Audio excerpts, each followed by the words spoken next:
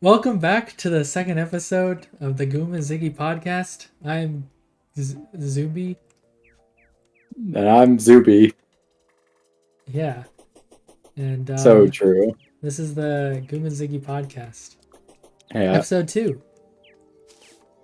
How's it feel to be back, Goom, after like Uh, a week of break?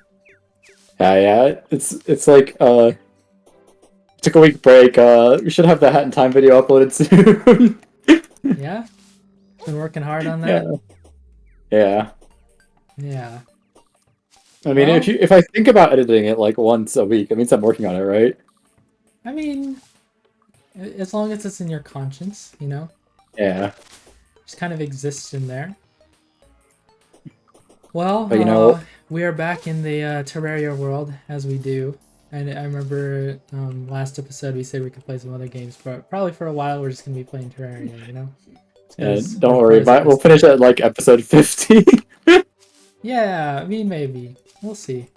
We're just gonna keep the same upload schedule where you do it like every week. We have like a whole year of Terraria, Yeah. We're actually thinking about calling this the year of Terraria, And Yeah. just, because we're Terraria pros and we play this game a lot. So. I am pretty pro at this game. Anyways, though, I mean, it's been a little bit Goom. Anything interesting happened in the world of gaming since the last episode? This new game came out that I've been really having a lot of fun with. It's called Concord. Concord? Yeah. It's like Overwatch, but it's not really that much different from Overwatch. Really? I didn't know that you were into Overwatch games. Oh, I'm not. That's why I'm into Concord. It's not like Overwatch. Oh, okay, that makes sense. I didn't make that connection at first. I don't know. Probably tomorrow I might try to get into that Pikmin 269 scene. That looks pretty interesting. I don't know what that is. You're gonna have to explain that to me. It's a mod of Pikmin 2 where one of the dungeons is Waluigi's Pinball. That's about all I know because that's all of the trailer I watched. That's it. Okay. It's a full conversion mod for Pikmin 2 that came out. The trailer's got 1,220 views. YouTube was like, you gotta see this. And I was like, you know what? Fair. I mean, I do like Pikmin 2 of the bit that I played. So. You haven't finished Pikmin 2? No. Well, no, actually I didn't. I didn't even get to the first ending of Pikmin 2. Oh, I've gotten to the first ending. It's kind of a long game. It is. I've only beaten Pikmin 2 and Pikmin 3 because I don't own Pikmin 4. I've beaten Pikmin 1 and Pikmin 3 and Pikmin 4. I haven't played Pikmin 1 at all. Pikmin 1 is pretty good. I have pretty fond memories of playing it after I had taken a fall on my bike and was kind of like forced to be at home. Because I'm never forced to be at home usually, but this time I was really forced to be at home. So I was playing Pikmin 1 with like cream all over my body. Like, well, normally you're just if judging from like me, normally you're just shutting because you want to. Sometimes you're forced to be. Is that what you're saying? Yeah, I was forced to be a shut-in, which usually never happens, but they did in this one occurrence. Oh. But yeah, that was kind of sucks. But I like me some Pikmin 1. I haven't played Pikmin 1, as I said earlier. I would say that I want to play it. Pikmin 4 probably is my favorite Pikmin game, though. They just kind of did everything in that one. So controversially, having not played Pikmin 4, maybe my tune will change when I actually do play, because it's on my like eventually list. But I don't know that dog. Just not a fan of the dog mechanics. What about the homophobic dog? Are you a fan of that one? I mean, it's like the same thing. I just don't really like how it plays, having seen it in action. It just feels way too strong. It is pretty strong. They kind of balance it by like having a dog, I don't really like dogs. What the heck? What if it was a cat that you rode instead? Would you like it then? Probably more, but I still wouldn't like it that much because it seems too strong. Come on, it's like a Pikmin game with like a upgrade system. That's pretty good, right? That's like they took upgrading out of Paper Mario and they put it in Pikmin. Upgrading is not really in Paper Mario. I mean, it used to be. I mean, I guess like leveling up is kind of upgrading, but like I don't know, And it's then you get different. to choose whatever thing comes up, you know? Yeah, well, 90% of the time, Paper Mario, you just choose badge points as a Paper Mario player. Yeah. Because it was like, what if there was a choice that was just the best choice? Yeah. The problem is that the biggest problem is that there are badges that just give you the amount of FP or HP would get from level up. So if you have them, it's like, well, if I needed the HP, I can just like shift my badge points into giving me HP. I'll probably play Thousand Year Door eventually, but You should, it's good. more looking forward to the new Mario and Luigi games coming out. I got a bit distracted, but I would have finished it if I didn't. I haven't. Getting I distracted? don't know. Lately, all I'm using my Switch for is replaying Dragon Quest XI. That's pretty good too. It's making me want to play the older Dragon Quests. I haven't used my Switch much recently. Just haven't really had a reason to. Oh, yeah, I was going to talk about this. There in Dragon Quest XI, for some reason, so it lets you like whenever you level up, you get like skill points that you can put into the skill trees for all the characters. They all have different skill trees, and each character, like whatever types of weapons they can use, they're like there on the skill trees. Like the main character has one-handed swords and two-handed swords, and then a luminary skill tree, which is just like a bunch of stat ups, and then like all the magic is just exclusive to the hero in Dragon Quest games, like Zap and Poof. For some reason, like half of your party, like 3 of the 7, all have one-handed swords in their skill tree. And I was like, why? When I was replaying it, it's because like it's not even that good. The one-handed sword skill tree. I usually just put the hero in it. And I don't really put anyone else in it. Are you replaying it right now? Well, not right now, but I have been. I was playing a bunch yesterday. Oh, yeah. I'm Well, almost I meant like right now, as in like recently. Yeah, I'm replaying it right now. Not right now. You're not. Obviously, you're not playing it right now. Well, I might be multitasking. Yeah, I guess that's true. But I put main character into one-handed swords. He's dual wielding them now. Because I finally got dual wielding unlocked for him. And then Eric is dual wielding knives. Because that's what I had him do the first time too. I thought about making him go into boomerangs, but I mean, I don't know. If I ever played it again with all the Draconian Quest stuff enabled, which is like a bunch of dumb stuff that makes the game harder, I might do boomerangs for him. Or swords, I don't know. Is that why it's called Dragon Quest? Because there are Draconian quests in the game? Well, I think it's called Dragon Quest because the final boss of the first game was a dragon. Oh, you see. What about all the other games? Is it always a dragon? No. That's kind of... I feel like that's kind of false advertising. It's actually almost always a demon. Wow. The first game's like the one exception.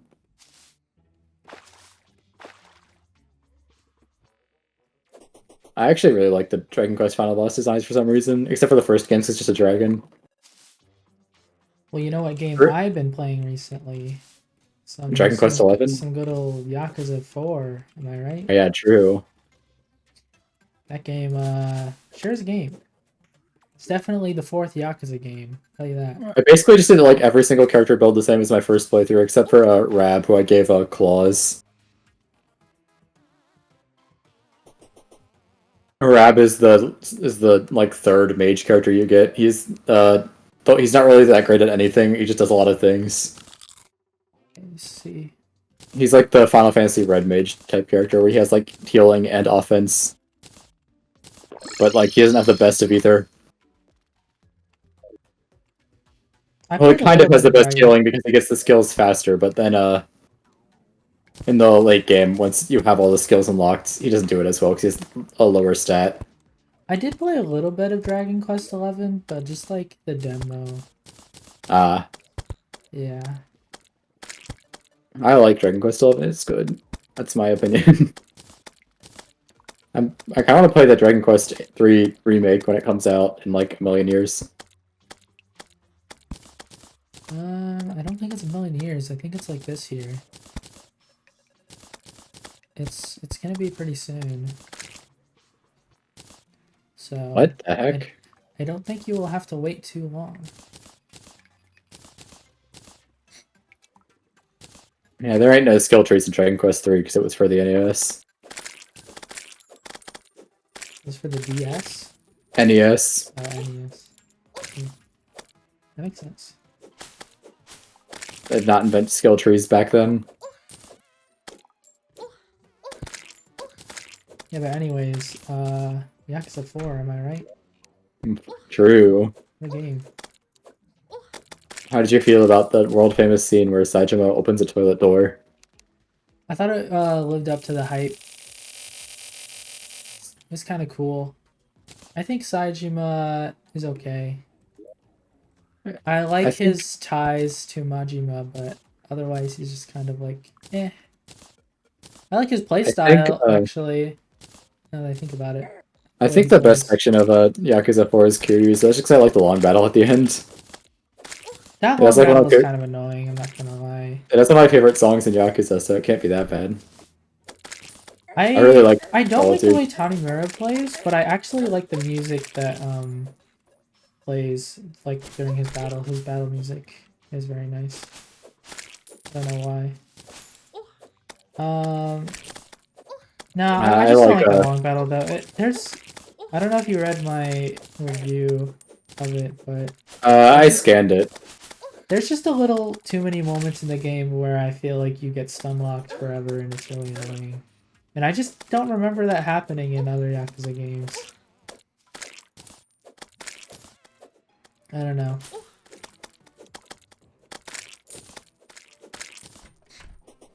It didn't happen too much on normal, but once I bumped it up to hard and extra hard, it was like, this is getting a little insane. Yeah, there's not really like a clear winner in terms of like Yakuza 4 sections like there is for Yakuza 5. I started a little bit of Yakuza 5 already, actually. It's alright so far. I mean, how'd you feel about it starting you off with Kiryu instead of waiting for him to be last? I liked that. I don't know. I don't think the whole way they have the Yakuza 4 story set up is that great. I would have liked Kiryu to come maybe a little earlier. Did you do the Amon fight in Yakuza 4? Yeah, I did I mean, I got everything in Yakuza 4. I find Saejima as part of that like super obnoxious. Oh yeah, that's the hardest part. It's terrible. The rest of it was pretty easy, but like the Saejima section, oh my gosh.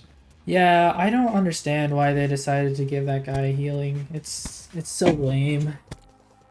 Yeah, I just had to like chug staminins and spam heat moves until he stopped healing, I believe. Yeah, I had to back out of it and try it again and just like use heat moves over and over again to eventually get him to the threshold where his healing wasn't as bad. Yeah. But it's just so obnoxious and I hate it. I need a reason for them to do that.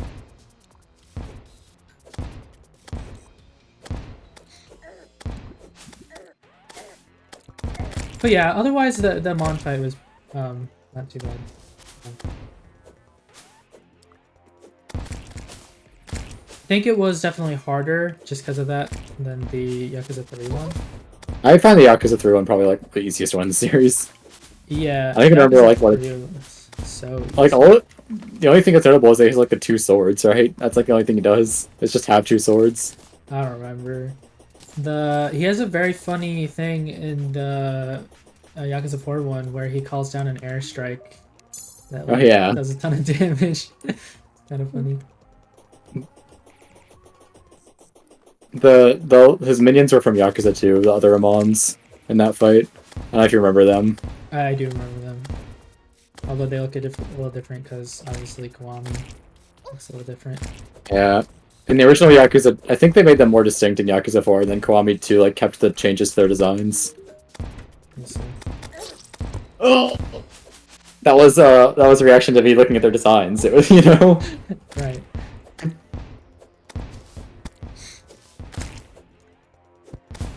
Yeah, I did set it up so that all of the protagonists of Yakuza 4 were wearing suits as they stood up against the Amon people. I just had them wear the normal outfits because I'm lazy. Yeah. In Yakuza 5, I used like the dumbest costumes for everyone for the Amons, though. It was great. Let's see. one of the characters in Yakuza 5 gets like one of my favorite costumes in the entire series. So get hyped for that. Okay. Look forward to it. I mean, I'm gonna do everything. They just give it to you when you start Premium Adventure. It's not like unlock. Nice. Or at least I think so. Maybe you have to like do his side objective. I've looked it up and it looks like it's the 100% is pretty long. So Yeah, Yakuza 5 is a really long 100%. they force you to do multiple playthroughs, unfortunately. It is what it is. Before Yakuza 8 came out, it was a common consensus that Yakuza 5 was the most ambitious in the series. Really? But Yakuza 8 is now, supposedly? Yeah, I would say so. Yakuza 8 seems extremely large, so... Yakuza 7 sounded like it had a lot of stuff too, though. I don't know. I've been told there's a way to cheese Yakuza 6 where you can just change the difficulty just before the boss and get like the achievement for beating out a legend or whatever. Oh, I didn't do that. I just played the whole game on hard. I am happy for that.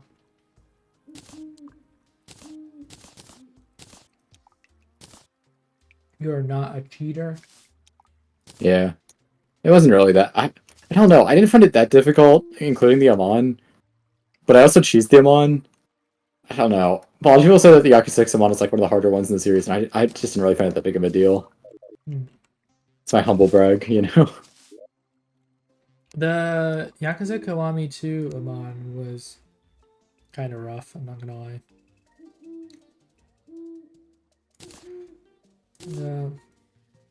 I had to spend a lot of time. Oh wait, no, shoot. Am I thinking of a different Amon? No. Okay, so you fight Amon 2 times. The first time you fight them in the Millennium Tower, and the second time is in like the climax versions things that they have in that. And that took so long to get through. Because they can do a ton of damage, so you kind of just have to like kite them for like half an hour, and it's like bad. Are you talking about the bodyguard missions? Yeah, those are like the climax missions of Kiwami 2. I don't know if you did those. You probably didn't, because there are a lot of them and they take a long time. I did some of them, and then I got bored and stopped doing them. Yeah. I've been thinking about if I want to do them or not, because I've been playing Kiwami 2 again sometimes occasionally. I do not recommend it, because there's like a certain amount, and then you got to go through and do like the harder versions of them, and then the harder versions of them. That's my problem, is that the hard and the insane versions exist, because like if it was just like a one difficulty for all of them, I'd be like, okay, that's fine. But like, if it expects you to play the same mission essentially the same mission like 3 times for every mission, and I'm just like, Yeah. Like, I don't like that when games do that. Yeah, I'm not much of a fan of that either, but that's why I stopped originally, because I did a few and I was like, oh, now you can do the insane version. I'm like, nah, and I just never did it again. Gotta do what you gotta do for that platinum. That's why I don't have the Yakuza platinums, is because I don't like doing what you have to do for it. Yeah. I can. Good thing. I'll probably restart replaying the Trails games, and like there's like the stupid platinum that I might actually get, like all the Trails games, but that'd be like years from now, like 5 or 6, and I decide to replay them all, because you cannot get platinum trophies in a first playthrough for those games. You do know that I'm not talking about the Trails games, right? Trails games. Yeah. Oh no! Oh wait, that was about me reacting to your statement. Yeah. Yeah. I'm kind of interested in playing Metaphor whenever. I'm interested in that too. Get some price drop.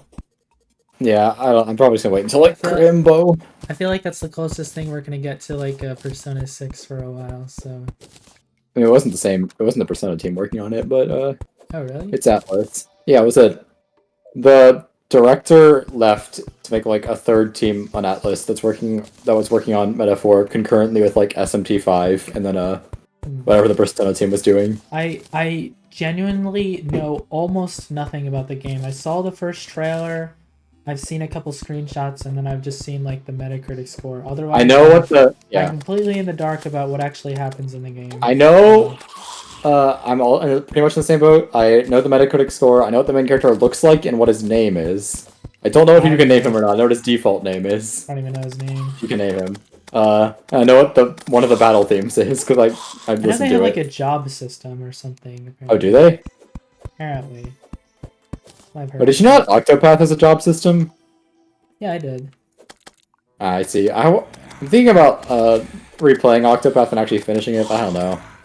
I don't like the problem with Octopath 1, which I've heard Octopath 2 finishes, that it's just like structured weirdly. I played Octopath 2. I didn't get very far in it. It was, I mean, it just didn't hook me that much, and I wanted to play other things. My problem with Octopath, I might go back to it eventually, but I don't know. It feels like it's a game where like the developers wanted you to like say, "Oh, well, I'm just doing these 4 people's stories," and then just play through the entire game with them 4. But like, the entire game structure in a way that looks like, well, why would you not use all 8 of them? But then like you just like do a bunch of grinding, level them all up. It's like They should just made some people get EXP from the bench. That sounds like bad game design. Yeah, or they should have just done like super aggressive EXP scaling, like the old Trails games did. It seems like the Cold Steel games don't really have that anymore, which makes me sad, because I liked that. Yeah, just like give people an option to like turn XP share on or off. Like if people want to grind for some reason, let them. But... In the first 5 Trails games, there's no like EXP share. People don't get EXP unless they're in the party, but like the EXP scaling is just like insane. So if you're like 5 levels below all like the random encounter enemies, you'll level up every fight until you're like 3 away, and you'll level up like once every 2 fights. Then eventually you'll catch up. And if you're actually like, and if you start to get above the certain like 1 level, 1 EXP per fight, it's very aggressive. I miss it because it seems like they toned that down for Cold Steel, and I'm sad about that.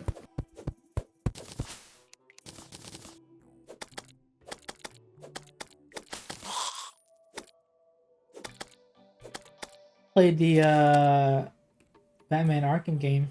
Remember that? I do remember that. Talked about that last week. I haven't played Batman Arkham since the last podcast. Really? Yeah. Let's see. It's pretty good. I do own them all on Steam. Heard better. Yeah, I remember you mentioned that last time. I've heard that City is better, so whenever I get around to playing City, I think City's better, having played City. Yeah, some just felt kind of old, and that's probably because it's like an older game.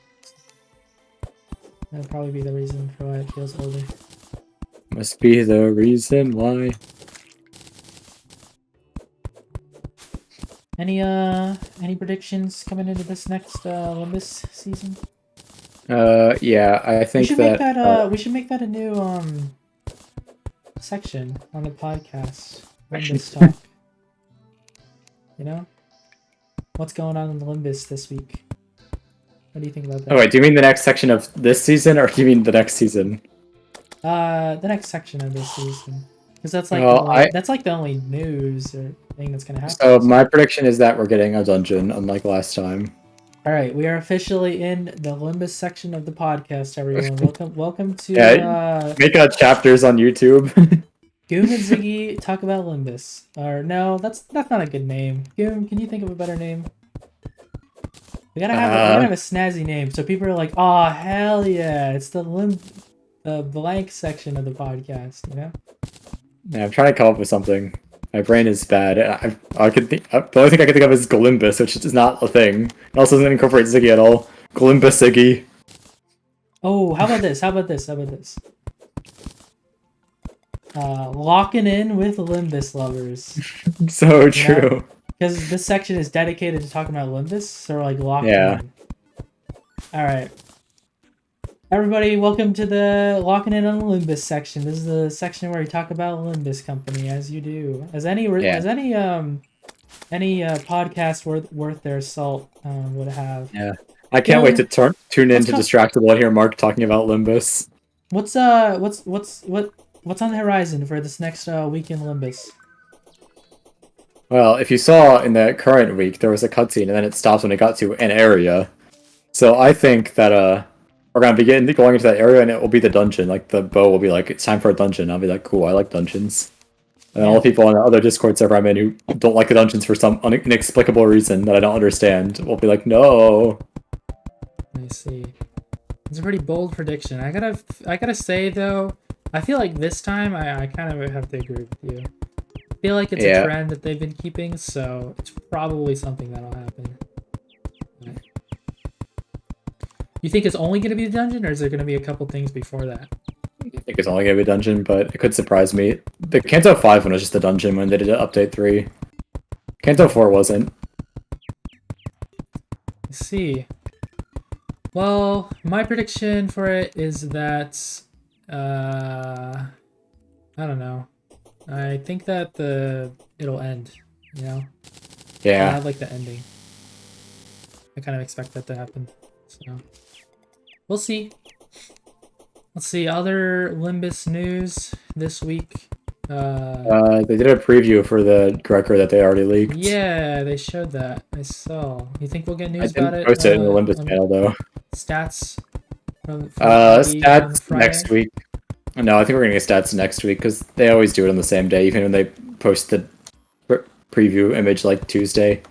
Next week. They've done it before. They do that for, like, random IDs. They did it for they did it for Captain Ishmael, and they got like there was like a trailer on Friday, then they posted the stats like the next Monday. I see. For some reason, the only idea I could think of was like a Enclair, which I don't even know if they kept that schedule for because that was so long ago. So I had to come up with a second one they actually did that for. I don't think I was paying attention when Enclair came out, so it was season 1. Yeah. Oh, remember back in season 1? Those days? Those were the days. Yeah. Well, that's our, Oh, there is one more thing I could say about the upcoming Limbus, is that I wonder if they're going to actually introduce something new this season, like I said they might on that live stream. I feel like we've discussed that. Yeah, let's go to our final section on Locked In with Limbus Lovers. This is a section where we pick out an ID and pick one thing that we like changed about them. I'm gonna go first this week. So the this thing we do every week, of course. Yeah, the ID that we're talking about this week is Kurokumo Yisang. Do you know that ID, Goom? Oh yeah, of course. Whenever when they split off the Blade Lineage and Kurokuma world into 2 separate worlds, they can make a Kurokuma Yisang identity. Yeah. That's an ID, right? Isn't it? No. What? I thought it was. Oh, Blade Lineage Yisang. Sorry. I got the names mixed up. Alright. Anyways. Blade Lineage Yisang. One thing I would like changed about him is I wish he had one more piece of text in his 3rd skill. I feel like his 3rd skill is a little underwhelming. I feel like if it had more text, it could be better, you know? Yeah, I think if Blade Lineage Yisang was like released now, he would do more. Yeah. I think a lot of the IDs that came out when the game launched, of which he is one of them, have like a syndrome where they don't really do a lot of things compared to like newer IDs. Yeah. Or even like IDs from season 2. Because you look at Rose Spanner Rodion, it's like, well, her skill 3 generates a bunch of charge, it gives a bunch of tremor counts, and it does extra powerful, multiple extra powerful tremor bursts if you have her passive active, and that spends a charge to do that. And it's like, all that Blade Lineage Yisang does is he like, I mean, he gets poise, and then he gets coin power from that poise if you up them to 4, just to make his kit work. Yeah. It's kind of a shame. I don't have a Blade Lineage team yet, because I still don't own the whatever Faust and Merceau that you can shard them now. Yeah, I can, but I don't have my shards yet because I'm still getting battle pass rewards. Yeah, I'm only like level 6. I'm only like level 65, I think. Maybe lower. 100 today, so. I've only done like the minimum amount of mirror dungeons. To like doing them every week. Speaking of battle pass levels, there was this post I saw um last week, so this is a little bit of old news, but I think we forgot to talk about it last time. But Yeah. I saw that some person had claimed that they made it to like Battle Pass level 800 or something, and then they were sharing like their strategy for just doing non-stop mirror dungeons. I don't know if you I saw think that that seemed. post at all. I think I saw that, and I remember. I think my reaction was, "That is stupid. Why would you do that?" Yeah, but does it seem like feasible? Does that, I mean, if you saw the strategy, does it seem like they could get to that level if they were just an insane person that did mirror dungeons all day? I don't remember what the strategy was. I'd have to look at the post again. It was basically just Maybe. like they ran a burn team and just optimized everything to go for like Carmilla each time Oh yeah, because you want to get Carmel if you're doing fast clears because it makes a lot of fights a lot faster. Especially there are a lot of fights that are kind of sticky in Mir Dungeon, like the bleed guys from Kanto 6. They get like staggered super fast if you have Carmilla, and they're normally kind of annoying because they clash well and they have strong skills. There are a lot of fights like that.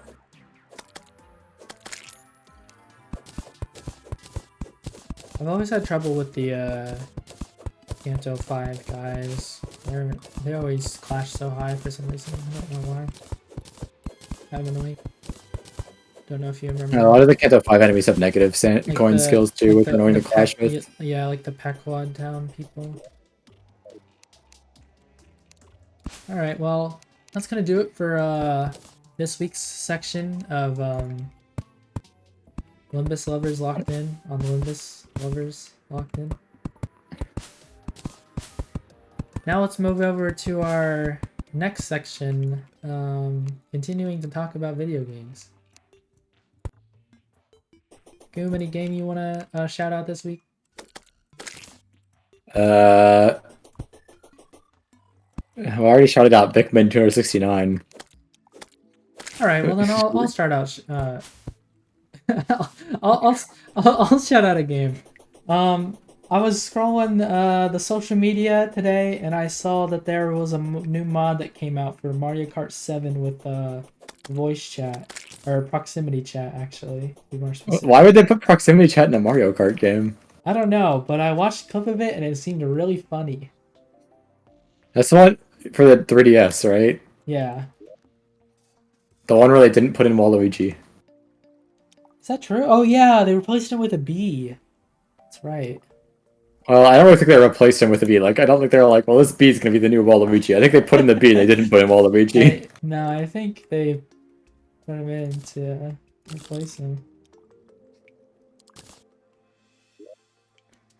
Miyamoto himself was like, we need to put this bee in the game. Yeah, Honey Queen is like one of the most baffling Mario Kart characters. I mean, I'm not like opposed to her being in Mario Kart, but I'm mostly just confused as to why she's in Mario Kart. I'm confused why they didn't bring her back either. Like, if Mario Kart 8 is supposed to be like the ultimate Mario Kart, then why leave her out of it, you know? It's kind of weird. I don't really think there might be more like ride or die Honey Queen fans. So like, if you're looking at characters to like to cut from Mario Kart, I'm pretty sure it's like up there. I guess so. Who would you put in Mario Kart in the next game? What are your top candidates? I would put Toadsworth in Mario Kart. Ooh, that's a good pick. Yeah, Toadsworth. I feel like Toadsworth probably should have been in a Mario Kart by now. Yeah, I don't know why he wasn't in like Double Dash or anything. Well, do you think they were just scared? I think thematically, the idea in Double Dash is that they wanted to have like a partner for everybody, and Toadsworth and Toad doesn't really make that much sense. And Toad, like Peach and Daisy's better partnership, but I'd rather have Toadette than Toadsworth. I think that was a good decision. That's true. A lot of people like Toadette, so... Like, if you want both Toad and Toadette, and you're, like, in a game that's specifically themed around partners, it's really hard to think of, like, another character who could be partnered with Toadsworth besides, like, Peach, but, like, Daisy is probably better for that. Unless you wanted to, like, bring in some sort of, like, weird deep-cut character from, like, one of the GB games for Daisy. I don't know why I said GBA. Would you ever want them to bring the partner stuff back? I'd be fine with it. I don't really know, like... it kind of just feels like a gimmick that's just kind of there for being there. Double Dash to me. I never played Double Dash, so I don't know for sure. I have played Double Dash. I mean, in Double Dash, the main thing that it like adds is that each character has their own special item that only they can use. Right. So the idea is that you'll choose like whichever items you want to use the most is the characters you'll be using. But since that, I don't really think they're gonna do that again. And like without that, I don't really think the partner system has like legs. Yeah. And they've already kind of replaced like some of those specific items just as like normal items anyways, Yeah. right? So it's like The other thing that it let you do is like hold 2 items at once, but they just let you do that in like 8 Deluxe anyway, so yeah. Who really cares? yeah. Yeah. I don't think they'll do it again because Nintendo tends to just like not really like to reuse ideas very much. So Yeah. I feel like it's sometimes to like Nintendo's detriment. yeah. Probably. Although after like Mario Kart 8 and Smash Ultimate, it does kind of feel like it's hard to figure out what the next game should actually be about because Well, I mean, for the next Smash game, they're almost assuredly cutting characters. yeah. Like, can they put anything interesting in the Smash game? New? I don't know.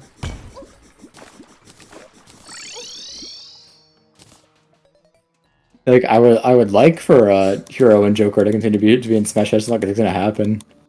And Sora, I guess. Definitely. I mean, Sakurai literally said that this was like the last game that they were going to be able to do this and have a release there. So, it makes sense. What would you want in the next Smash game? If I was in charge of cutting characters, I would probably cut Terry. Let's be honest. I'd cut. I want to say Heihachi, but I know it's not Heihachi. The Tekken guy. Yeah. I mean, I'd probably get like all new DLC characters, to be honest. Yeah, maybe I have to make like a roster of like my ideal like 40 characters in Smash. That feels like a good number. 40 characters? The problem, I don't know. Maybe I'd probably cut Cloud and Sephiroth and then just put them have the Dragon Quest hero. I find them more fun. Yeah, that's fair. Cut Steve for breaking the meta. Get punished. Punished Steve. Yeah, maybe I'll do that in Tier Maker. Like after this, I'll just. That seems like a fun thing to make. I had an insane. You have like my personal biases of just like keeping Joker, even though he makes no sense to keep. Yeah, probably not having Joker in the game still. I mean, I think that wouldn't happen for real, but like if I was in charge, that was what would happen. Let's see. I probably won't keep Joker in. Probably leave Mario in. I feel like he deserves a spot. I would cut Dr. Mario. Whoa. What did Dr. Mario ever do? I'd probably cut Dark Pit too, let's be honest. No, that's fair. Although, even though I don't know. Even though okay, all right. Pretty frequently. All right. Gaming news time. I got some real gaming news for you. Did you hear today that Sakurai said he's already been working on his next game for like 2 years now? I did not hear that. Yeah, he finished writing the scripts and recording everything for his current YouTube series like April 2022. And then the team that he's hired to work on them has just been editing them for like the past 2 years. So he's been working on a game for quite a while, and he said maybe sometime soon it'll be revealed. So you could be in for something. I don't think it's going to be a remake of Kid Icarus Uprising for the Switch. Yeah, probably not. But it could be a new Kid Icarus game, you know? What do you think about that? I mean, I'd listen to Switch 2, Kid Icarus Uprising. That could be good. I mean, The Kid Icarus Uprising 1 was one of the first games shown for the 3DS, so Yeah. maybe he's got it cooking. Or maybe I, we I have to wait like 13 more years for that. So. I used to play Kid Icarus at 1 Uprising, like the online. I did too as well. I played a ton of it. It was very fun. I always would just have the gun sword or the gun claws or the weapons I one-tricked. I used the, I don't remember the exact name, but they were like the invisible claws that made your shots invisible, and it was really funny to just shoot people that didn't know where they were being shot from. I was one of those people, so that was fun. Yeah, I just liked the gun stuff because you were shooting bullets, and I thought I liked that. Yeah. There are two types of I mean, players. there's so many good different types of weapons in that game. I really hope they make a new one. There's so many more things that they can do with it. Yeah, there are also clubs that I mean, want to stop playing Kid Icarus Uprising whenever I'm using one. Clubs? Oh. Oh, right. In general, the weapon class clubs I don't like in Kid Icarus Uprising. They're slow. They could be fun. Kid Icarus Uprising is like one of my favorite games of all time. This is a real Ziggy fact checked by real Ziggy fans. It was one of the first games I ever bought to just have an unopened copy of. Actually, I think it's probably like the only game I have an unopened copy of. I don't think I have an unopened copy of anything. Well, besides like, actually I do, but only because I haven't opened it because I intend to play it later. But like, I mean, in my head it's not unopened, but that's just because I haven't opened. It's only unopened because I haven't opened it, you know? Yeah, what game is that? Final Fantasy VII Rebirth. Oh. Yeah, I have Final Fantasy VII, like the... Or maybe it's a remake. Maybe it's a remake and not Rebirth. I have the Final Fantasy VII remake, like, mini one that they made with, like, Zack. That I'm gonna play eventually, but I just never... Crisis Core? Yeah, Crisis Core. I haven't played it because I was gonna play Remake first, but I've never played Remake, so... They have bought too many games. I have too many games. We all have too many games. Yeah. I don't need all these games with all the Yakuza games that I have. No real point to them.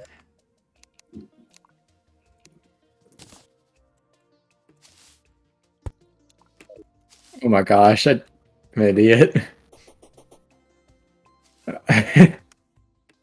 Do you ever look into that Terraria board game that they were making? No. No? Looked kind of interesting. It's like a fun I wasn't. concept. The only board game I've like been interested in is Blood on the Clock Tower, but it costs like $140 to buy a copy. Jesus Christ. Yeah, I was considering buying like the ultimate pack of 4 souls, but then I decided against it.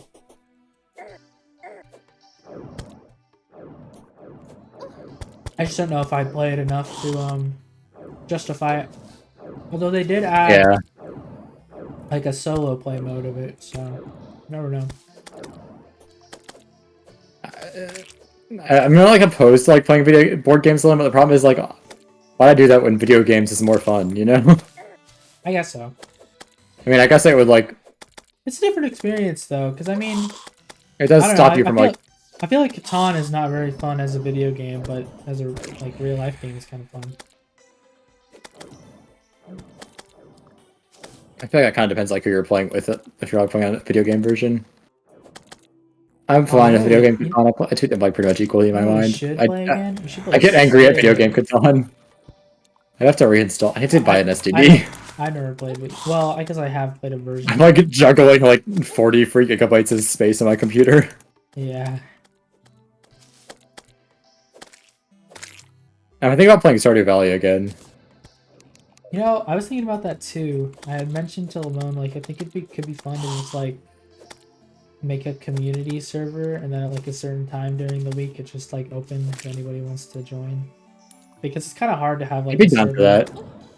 It's kind of hard to have a server with Stardew Valley just because like the person hosting has to be on. Just have like a Liggy's farm and then like some hour every week it's on if everyone wants to be there. Farm because anyone on the duck farm wants to join can just yeah. jump in and play some Stardew Valley. So I think I could fight over Abigail or whatever. Yeah. Every week or so would be an interesting thing to do. I'm down for that. Speaking of duck pond, we want to get some duck pond news. We got the duck versus duck competition coming up soon. Yeah, I'm good at every game, so I'm gonna shoot in for the win. Yeah. This will be especially funny when the video gets uploaded and I lost in round 1. How are you feeling about that, Goomb? Duck versus duck. I don't know. I have to like think of like games that could be played by people. That could be played by people? Yeah, like Minesweeper's a game. Yeah, that's true. Minesweeper's a pretty good game. I don't know if I'll be participating in it. Seems like there's an even amount of people that have entered, so I don't think there's a reason for me to... You could enter and then rig the bracket, save a buy. I could, but where's the fun in that, you know? We're trying out a new form of democracy election, you know? Yeah, my advantage game, Kingdom Hearts 2 speedrun randomizer. Yeah. So you have to buy Kingdom Hearts 2 on Steam or the Epic Game Store.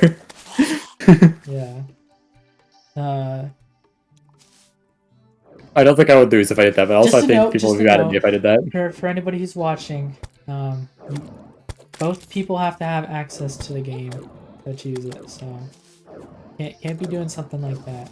Can't force somebody to buy Kingdom Hearts 2 randomized. What a shame, what a shame.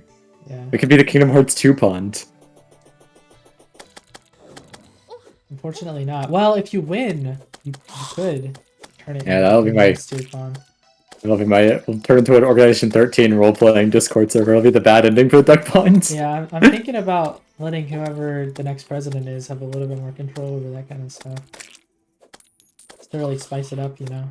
But I'll let you in on a little scoop here. A Goomb and Ziggy Podcast exclusive. I have heard from a little source in my head that there is a possibility that there could be a little twist each round of the tournament that you might need to be ready for. Because one of the twists that the loser has to have their legs sawn off like in Yu-Gi-Oh.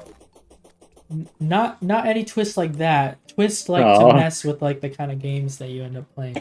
I see. That's a real thing that happens in Season 2 of Yu-Gi-Oh! Is that there's a duel where the loser gets their legs sawn off. And in the English dub, because that was too gory, they were like, the loser will be touched by these dark energy discs that will take you to the Shadow Realm. Just colored the buzzsaws in purple. Amazing. That doesn't happen in the first season, does it? It does not. It happens in the second season. Okay, I figured. There's also a part in the second season where there's a duel where the losers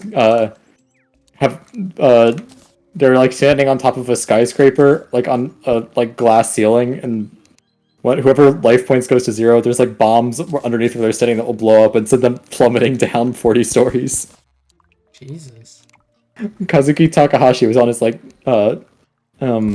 that movie called? Saw. He was on his Saw arc when he was writing Battle City. Yeah, apparently. Damn. Why you gotta do it like that? Can you just be like a little bit more wholesome about it?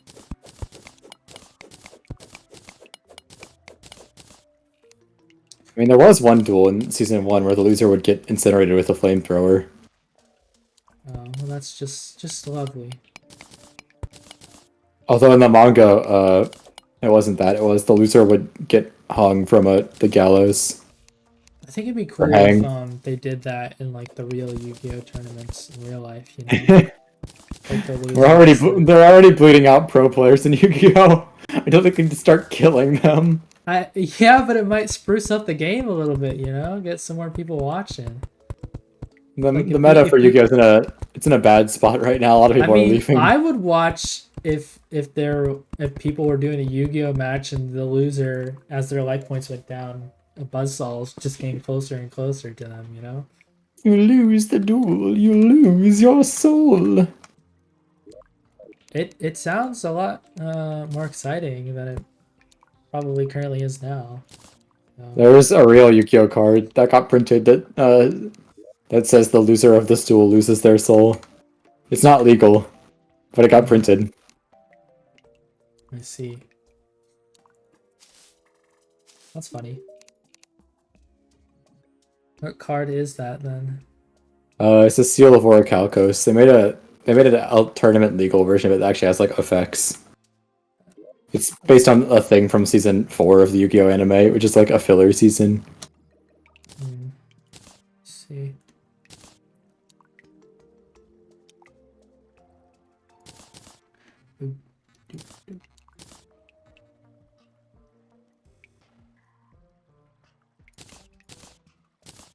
Konami like desperately just making HD collections of everything. They're making an HD collection of like early Yu-Gi-Oh Game Boy games. Yeah, I noticed that. That's kind of why. I mean, I guess it's cool. People have never played it before get to play it, but still, like, I don't really know. I mean, the thing about like Yu-Gi-Oh video games is that like I don't really see like that much of a reason to go back to like ones that are older than like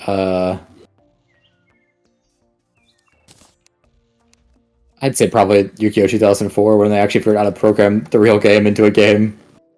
Unless you wanted to like play for like them before the jank. I'm talking about like the ones that are on the Game Boy release though.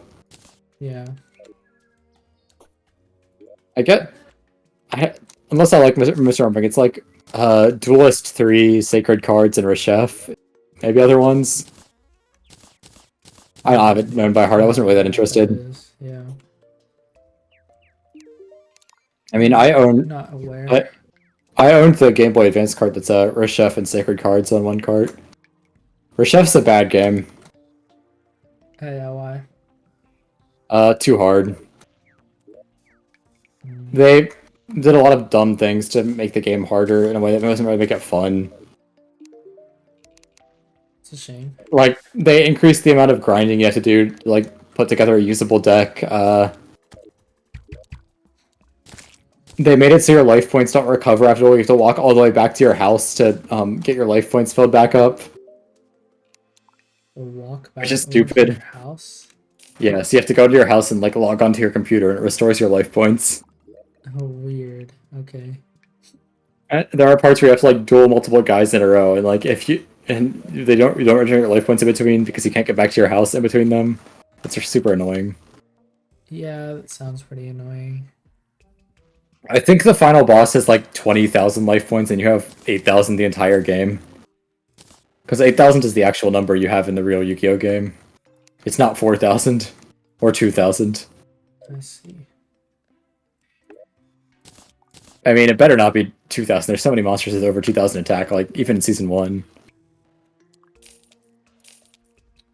I just want to let any viewers or listeners know that we have heard your feedback, so we're going to make these episodes just a little bit longer than an hour. Just in case you were wondering about the video link.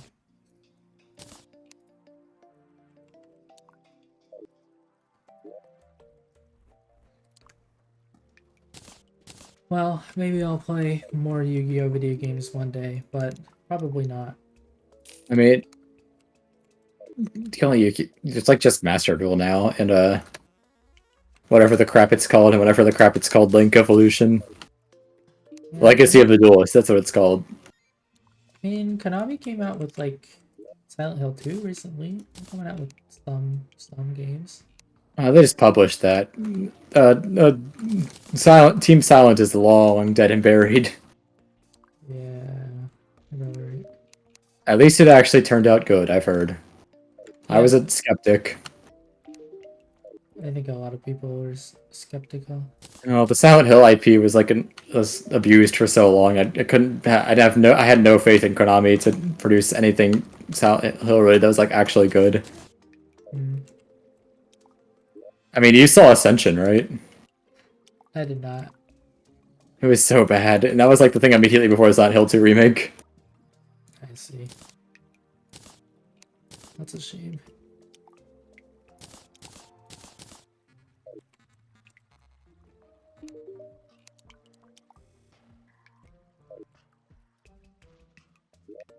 It's so hard to play the original Silent Hill games without just emulating them.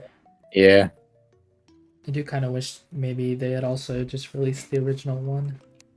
Because I heard the new one is good, but like, I don't think it like fully replaces the old one. You know? I don't know. I'd have to see what's different about the two versions before I can like make my judgment on that. You know.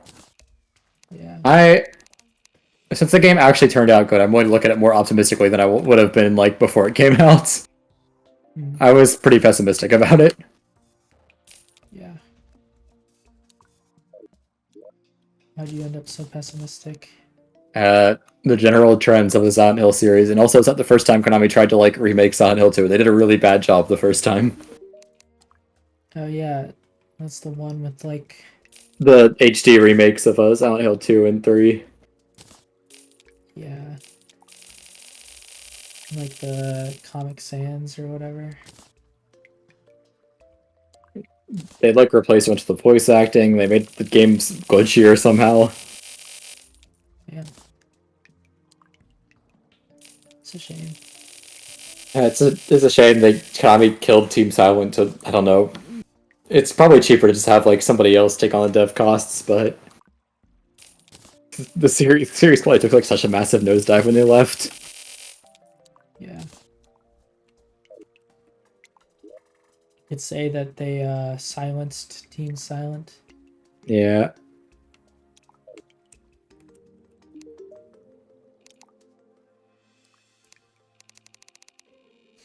They're also remaking like Metal Gear Solid 3. Yeah, I heard about that. They won back the fan goodwill by like displaying negative comments about people's negative fan reactions to them announcing it in a presentation. Did you hear about that? I did. Wait, what was this? And they had a presentation about the Metal Gear Solid 3 Delta or whatever it's called. Yeah. Where one of the producers they displayed like a bunch of fan comments they received about like the announcement, and they include like a bunch of negative ones. They're like, Konami is killing Metal Gear. They have no. They're just milking the series at this point. And that like won back a lot of feedback because they're at least willing to show that they're aware that people are skeptical. Yeah. If it's good, I'll probably play it. Metal Gear 3 was like the Metal Gear I was probably the most interested in actually playing. So I've only played most of the way through Metal Gear Solid 1. I got to the part where you beat Sniper Wolf and then you go through electroshock therapy, and then I died at electroshock therapy, and then it took me back before I'd beaten Sniper Wolf, so I was like, I think I need to stop. I forget the order that things happen in Metal Gear Solid 1. That's you. That means you beat Psycho Mantis, right? Yeah, I did. The most important character in Metal Gear to me. Yeah, it would have been so much cooler to play it on the actual console, because the way they have you do it in the remake or master collection, I guess, is kind of lame. You just You can't go into a menu and change the controller port. Well, yeah, it's sad that you like. They can't really interact with like the hardware like that. I think it's supposed to come out on multiple platforms at once, and you can't really like easily switch controller ports anymore. It's not really a thing. Yeah, I will give them this though. They did at least like it's sad, but like I don't really hold it against them because like what are you supposed to do about that? that part. Yeah, that part is kind of disguised poorly, and it's kind of hard to figure out how you would do that. But I will give them this. They did disguise one of the parts pretty well, because like it's a master collection. They have like concept art and that sort of stuff. And when you're going on the game, you can also see just like the box and like the front and the back. Oh yeah, you're talking about the codec code just to like find the manual or on the box. So like that's actually integrated pretty well, and I was like, oh, that's cool. And also it I think it does show it on the actual box of like the game physically when I bought it. So that's kind of cool as well. Yeah. I appreciate them at least still doing that. Yeah, that game's pretty good. I mean, I know it's older, but thought it still played pretty well when I played it. So I mean, I don't really have an issue with old games. You're talking to someone who's like just seriously considering replaying like Super Famicom games in 2024. yeah.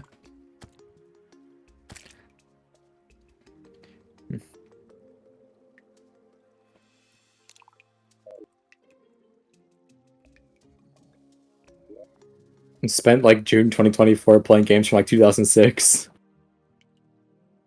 I'll list them all right now. I was just talking about Trails. Trails first chapter and second chapter. What do you like about Trails so much? Why do you keep playing that? Well, for one thing, they're fun. Yeah. And then for another thing, I like having the long-running JRPG series that just continuously... It has, like, good world building, continuously has, like, a stable of characters that keep coming back, and that's fun. Get to see, like, a character and be like, oh, they're back from, like, the very first Trails game here in, like, the 7th one. That's fun. So it's like Yakuza then, basically. Yeah. I see. Yeah, that makes sense. I like me some good Yakuza. I can understand that. Although I feel like it's kind of hard for a lot of games to just have constantly recurring characters like that.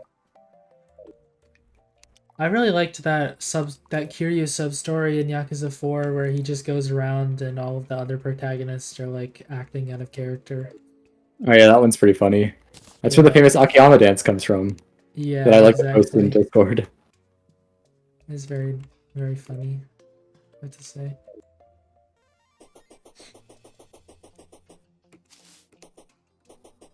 Kind of wondering. I've been thinking about making a video where I like rate all of the Yakuza 0 sub stories one day. But if I was doing that for Yakuza 4, that'd be like the best one, pretty easily. Yeah, I feel like I don't know why I was thinking about this, but I think it'd be funny to rate every heat action. You can do that. I can write the sub stories. Yeah.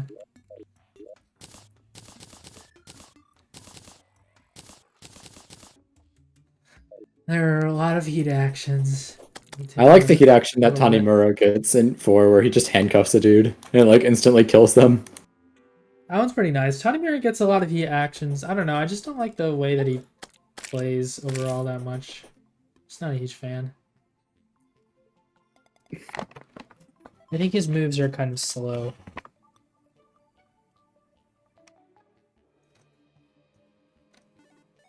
Yeah. I've always seen like Snake style in Lost Judgment, which you'll eventually play probably, right? Yes. Snake style is like it's like them trying the same stuff they were doing with Tanimura, but like they actually succeeded this time, so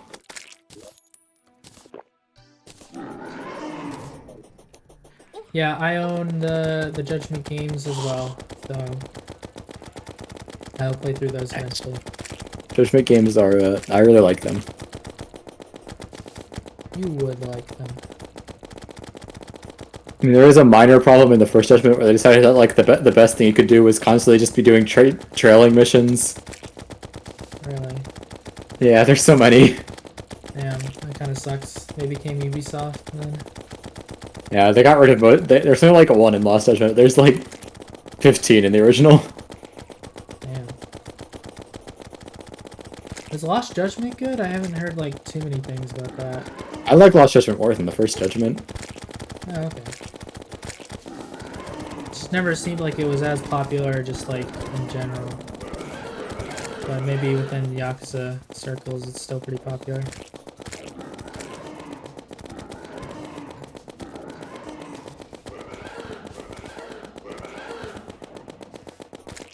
I think it is going to be kind of like a weird transition to go from Yakuza 5 combat to Yakuza 6 with all the Dragon Engine stuff.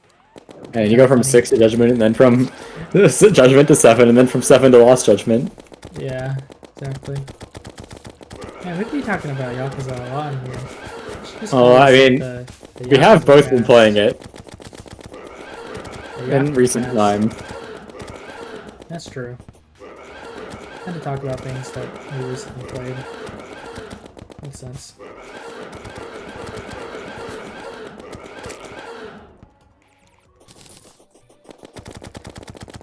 Well, Goombus Goomberton, Limbus. Yeah. Thinking about wrapping up this podcast soon. Anything else you want to say on this second episode here that we had here? I don't know. Any last topic you want to end on before we get to the next episode next week? I like the part in Dragon Quest XI where they give you a key and then it's like now you can go across the world map opening doors. And there's a door that you specifically have to open to advance the plot. Just somewhere on the world map, but they also tell you where it is, so I guess it's not really a problem at all. Yeah, I guess that's fair. Old man Rab just goes, open this door, and he doesn't shut up about opening a door whenever you talk to him, unless you go to a different part of the world map where, like, a different part of the plot is there, or, you open the door. Let's see. If I was ending the second episode of the podcast, I would want to say that... subscribe to the Goomb and Ziggy Podcast on Spotify. Yeah, make sure to subscribe for more podcast episodes in the future. You can catch us here at the Zigzam YouTube channel and on Spotify and Apple. Make sure to use our promotional code on squarescapes.com. Yeah. Make sure be sure to check out the link below for the to get 10% off your first order at Goodbye Nasty. And that's gonna do it here for the second episode. Thank you so much for listening and watching. We will see you in the next one. Bye-bye. Bye.